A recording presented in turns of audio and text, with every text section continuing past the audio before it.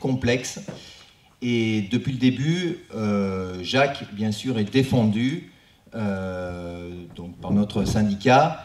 Et donc, Chantal Fassier va, comme défenseur de Jacques, vous donner peut-être quelques précisions sur le dossier. Oui, donc Jacques est défendu depuis le début de cette affaire par l'avocat Maître Tartanson et par moi-même comme défenseur syndical sur le terrain de sa défense personnelle. Bien entendu, tous les syndicats sont mobilisés depuis le début pour sa défense et c'est pour ça que nous sommes tous ici rassemblés à l'appel des 3 syndicats et je remercie la CGT Éducation de s'associer au combat. Je voudrais aussi remercier Michael et tous les membres du comité de soutien qui ont fait un énorme travail de mobilisation qui a contribué à assurer la défense de Jacques.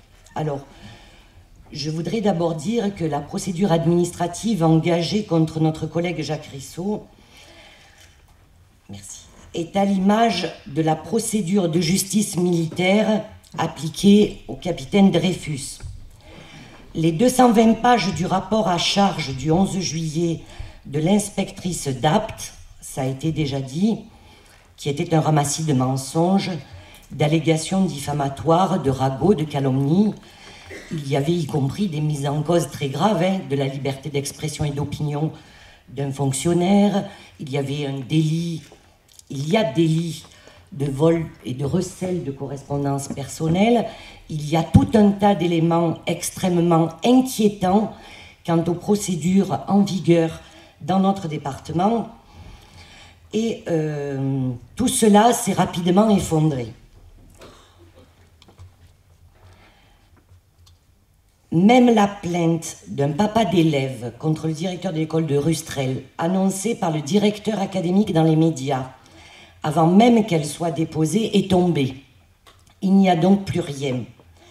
Toutes les suspicions, tous les doutes quant au manquement et inaptitude aux fonctions de direction du directeur de l'école de Rustrel, dénoncés par ce rapport scandaleux de 220 pages, sont tombés. Ceci dit, effectivement, toute la lumière doit être faite sur la façon dont ce scandaleux dossier a été constitué et les responsabilités de chacun doivent être clairement établies.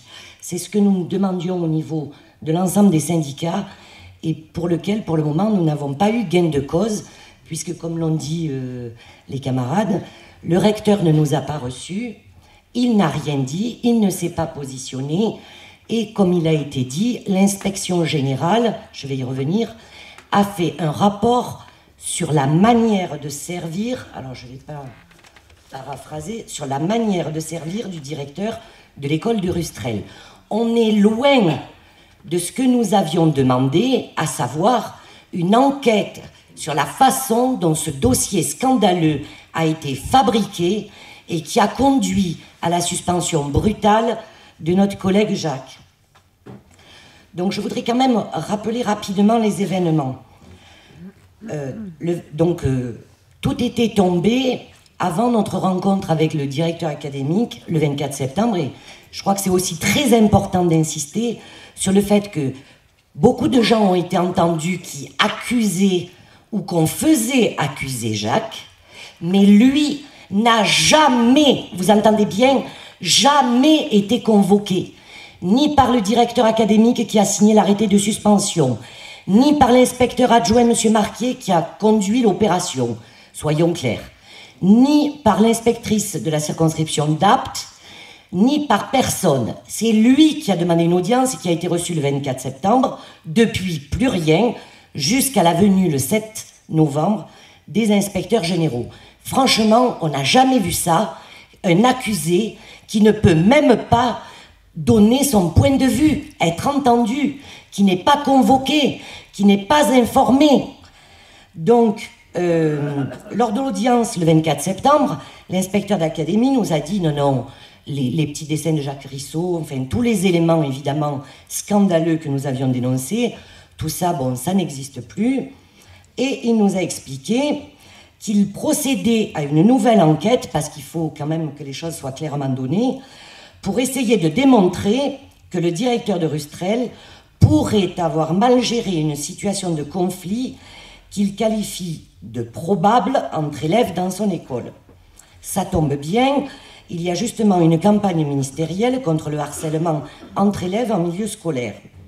Le point de départ de la nouvelle enquête, une fois que tous les éléments scandaleux du dossier ont été mis de côté, c'est tout ce qu'ils ont trouvé, c'est en premier lieu le rapport d'une assistante sociale, référente académique de la cellule Stop Harcèlement en milieu scolaire, qui a reçu 2 appels de parents dénonçant le directeur. On a publié au niveau du SNUDIFO les éléments du dossier qui prouvent que c'est la hiérarchie, l'inspecteur adjoint au directeur académique et l'inspectrice d'APT, qui ont suscité ces 2 appels de parents. C'est un fait établi. Dans son rapport, cette référente dénonce nominativement, avec leur nom et prénom, 2 enfants harceleurs, je la cite, sans la moindre précaution, sans le moindre fait tangible pour les accuser, sans la moindre enquête. Elle met, excusez-moi, gravement en cause le directeur sans jamais l'avoir contacté. Écoutez bien ce qu'elle écrit. Il semble que la position adulte inexistante du directeur, ce qui est faux, les inspecteurs généraux vont l'établir, aggrave la situation et devient maltraitante, de par le silence, le déni des faits, l'absence de travail en direction des familles et le soutien aux enfants responsables de ces actes, qui n'ont jamais été établis et ne le sont d'ailleurs toujours pas aujourd'hui. Et sur les 3 enfants, entre guillemets, harcelés, parce que personne aujourd'hui n'écrit plus harcelé, effectivement, il y en a un dont les parents disent « bon, tout va bien », ils n'ont même pas accepté d'être auditionnés par l'inspection générale. Ils l'écrivent, mais mettent quand même 12 lignes pour expliquer qu'il aurait été victime. Le deuxième, c'est celui dont le papa a porté plainte et qui a été débouté. Donc en fait, il en reste un. Et elle écrit donc à M. Marquier, l'inspecteur adjoint au directeur académique, et à l'inspectrice d'APT, je vous avoue, par contre, être stupéfaite face à l'attitude passive et inappropriée du directeur. La position adulte, elle parle de Jacques, est tout simplement malsaine et mérite vraiment d'être évaluée de près par vos services d'inspection. L'inspection générale, c'est écrit dans le rapport de Jacques, a auditionné cette personne sans un mot d'appréciation sur de quel droit ce personnel écrit des choses aussi graves sans la moindre enquête, sans même, je le répète, avoir téléphoné à l'école, ni au directeur, ni à ses collègues, à personne. Et là, on voit le coup monter. On voit le coup monter parce qu'elle l'envoie à M. Marquier, à Mme Briot, alors que, normalement, pour des faits aussi graves, on écrit au recteur, on écrit à l'inspecteur d'académie. Pourquoi elle écrit à ces 2-là qui, finalement, sont le bas de la hiérarchie? C'est la direction, c'est le recteur, aujourd'hui, qui est le chef pour nous, puis le directeur académique, puis M. Marquier, puis Mme l'inspectrice, et le directeur au-dessous. Alors, là, on voit la machination qu'on veut aujourd'hui cacher, pour ne parler que du fait que des enfants auraient souffert et que le collègue directeur n'aurait pas pris en compte.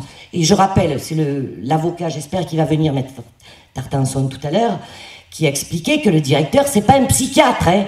Il n'est pas chargé dans une école de voir que les enfants sont en souffrance à la maison. Et c'est ça aussi l'un des problèmes dans ce dossier. Parce que personne, je dis bien personne, avant l'arrivée de l'inspectrice dans cette affaire, je vais y revenir, n'a estimé, n'a constaté qu'il y avait des enfants qui souffraient dans l'école. Et aujourd'hui, les inspecteurs généraux, dans leur rapport de 20 pages, ils ne l'établissent pas. Nulle part, eux-mêmes écrivent harcèlement entre élèves dans l'école de Rustrel. Ils sont très prudents, et pour cause. je me perds un peu dans mon propos, mais il y a vraiment comme point de départ ce rapport qui montre la machination et c'est parti. Il n'y a pas que ce rapport, il y a aussi, l'inspecteur académique nous dit, il y a ce rapport qui va fonder ma nouvelle enquête, plus 2 pièces du dossier à charge initiale. Il garde ce qui l'intéresse. Et dans ce dossier à charge initiale, c'est toujours Madame l'inspectrice et Monsieur l'inspecteur adjoint qui le chargent de continuer l'enquête. Là, on voit bien comme ça va être objectif, quand on voit déjà le début. Donc, évidemment, les inspecteurs généraux l'ont convoqué, cette dame qui écrit ça, comme il a bien sûr convoqué aussi l'inspectrice et l'inspecteur adjoint. Pas un mot sur ces dénonciations gravissimes par écrit contre le directeur de l'école, qui quand même, selon le directeur académique le 24 juin, sert de base à la nouvelle enquête qu'il va lancer. Alors, les syndicats avaient demandé audience et le 2 octobre, il nous confirme sa nouvelle enquête avec ses éléments et il dit même, et les syndicats l'écrivent, qu'il maintient la suspension de Jacques, je cite, à titre conservatoire, ça veut dire qu'il est présumé toujours innocent, hein, pour avoir le temps de collecter de nouveaux éléments sur une mauvaise gestion présumée et probable de harcèlement entre enfants. Vous imaginez un peu, 4 mois de suspension pour une gestion présumée et probable de harcèlement. Les inspecteurs généraux ne reprennent absolument pas ces termes. Donc la question qu'on peut se poser, c'est pourquoi ça continue.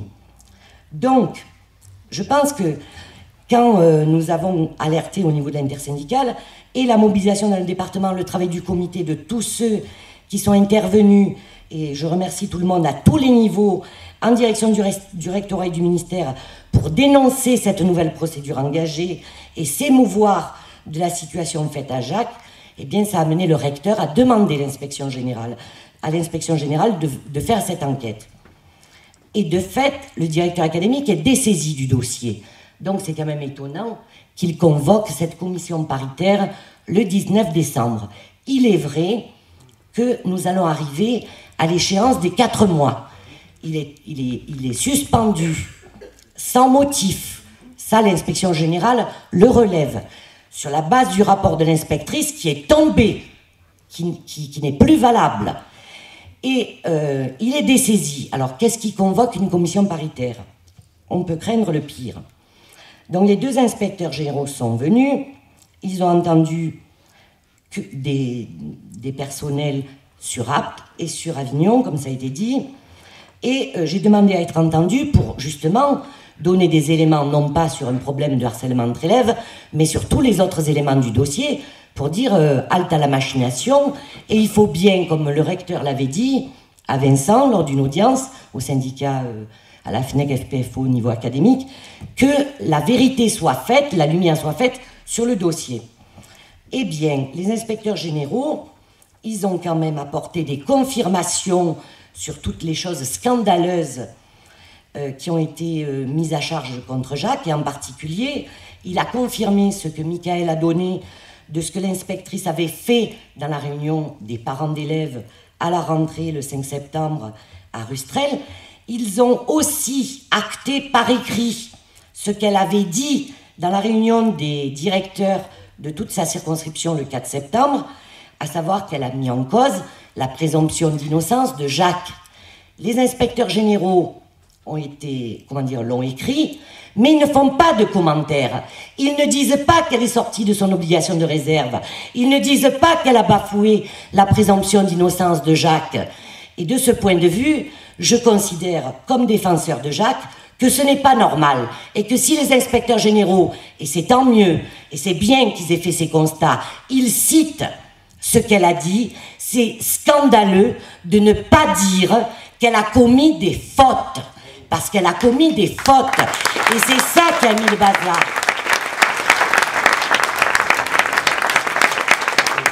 Et il conclut en disant, dans le contexte de nomination d'un nouveau directeur académique, cet élément a été insuffisamment pris en compte. Et d'ailleurs, Ils disent que, y compris quand il nous a dit qu'il allait cibler l'attaque contre Jacques sur des suspicions de violence entre enfants non traités, l'inspection générale dit que cette précision arrive bien tardivement. Et tout le monde a bien compris que si cette précision est arrivée, c'est-à-dire s'ils ont éliminé tous les autres aspects du dossier, c'est parce que tous les défenseurs de Jacques ont fait valoir toutes les graves atteintes aux droits que constituaient tous les autres éléments du dossier. Bon, sur la question des enfants, je ne vais pas développer, simplement, hein, je rappelle qu'un directeur d'école, et ça c'est pas une question de formation, c'est pas son rôle, c'est pas son travail, d'aller voir si les enfants sont en souffrance à la maison, et ils n'ont pas d'outils pour savoir d'où ça vient, ni comment les résoudre. Ce qui est frappant aussi dans ce dossier des inspecteurs généraux, c'est qu'ils tentent à plusieurs reprises de faire oublier que c'est l'inspectrice, et elle directement, qui est intervenue à l'école de Rustrel à partir du 10 juin, pour gérer, fort mal d'ailleurs, c'est un fait que nul ne peut nier, le conflit entre élèves qui a dégénéré en conflit entre adultes, et je le dis clairement, par son incompétence manifeste à gérer la situation. Et je le répète, elle n'a pas agi de son propre chef, elle suivait les conseils de sa hiérarchie, le rapport de l'inspection générale le mentionne à un moment, et sa hiérarchie, donc c'est l'inspecteur adjoint, celui-là même qui tente aujourd'hui de se sortir d'affaire. Et je vais quand même citer comment il essaie d'expliquer que, bon, lui, il ne veut plus y être pour rien. Il comprend bien qu'aujourd'hui, ce qui est à l'ordre du jour, c'est de savoir qui a fait quoi, qui a fabriqué quoi, et qu'est-ce qu'il voulait à Jacques Rissot. Alors écoutez ça, l'inspecteur adjoint, en poste depuis 2010, cherche à être en retrait de l'affaire, c'est quand même lui qui a présidé à tout, dans la mesure où il connaît bien la circonscription où il a exercé récemment comme inspecteur durant 2 années, ce qui en plus montre qu'il devait connaître l'école de Rustrel, qu'il devait connaître Jacques Rissot, il le connaît tellement bien que je le répète, il dit qu'il était très consciencieux, et là maintenant il ne veut plus rien savoir, est-il écrit, il veut, donc l'inspecteur adjoint, éviter les procès d'intention dans un contexte tendu avec l'organisation syndicale majoritaire dans le département. Je précise que les relations sont tendues suite à la façon dont il conduit les enquêtes administratives, puisque malheureusement, Jacques n'est pas la seule victime. Il y a avant lui notre collègue Françoise Biraud, qui est dans la salle et que je salue, et à qui j'apporte aussi tout notre soutien, qui est dans l'attente de son procès en appel, qui va avoir lieu le 6 février, mais nous en reparlerons, puisque l'administration vient brutalement de la passer à demi-traitement, histoire de bien acter qu'elle a fait appel d'une décision de justice très, en sa défaveur, et qu'elle a le droit de faire appel, mais bon, on la passe à demi-traitement pour faire pression avant le procès et pour la mettre en difficulté. Bon, juste pour dire que avec M. Marquier, les relations se sont tendues sur ces 2 dossiers, effectivement, où des collègues sont bafoués dans leurs droits par l'administration, et lui en particulier. Voilà, donc, pour conclure, je dirais juste qu'il n'est pas acceptable que l'injuste procédure contre Jacques Rissot se poursuive aujourd'hui, alors qu'il est clairement établi qu'il n'y a pas de manquement tels que ceux dénoncés par l'inspectrice. L'inspection générale ne l'accuse de rien. Pour essayer de dire aux parents on a fait quelque chose, on cherche un coupable, eh bien nous n'accepterons pas que ce soit Jacques Rissot. Il faut que la manière de servir de l'inspectrice d'Apt et que la manière de servir de l'inspecteur adjoint soit clairement étudiée, et que leurs responsabilités soient établies, que leurs manquements soient montrés, et que eux soient sanctionnés, et que Jacques soit clairement et immédiatement rétabli dans ses fonctions et dans son honneur. Et je pense que si les 3 syndicats nationaux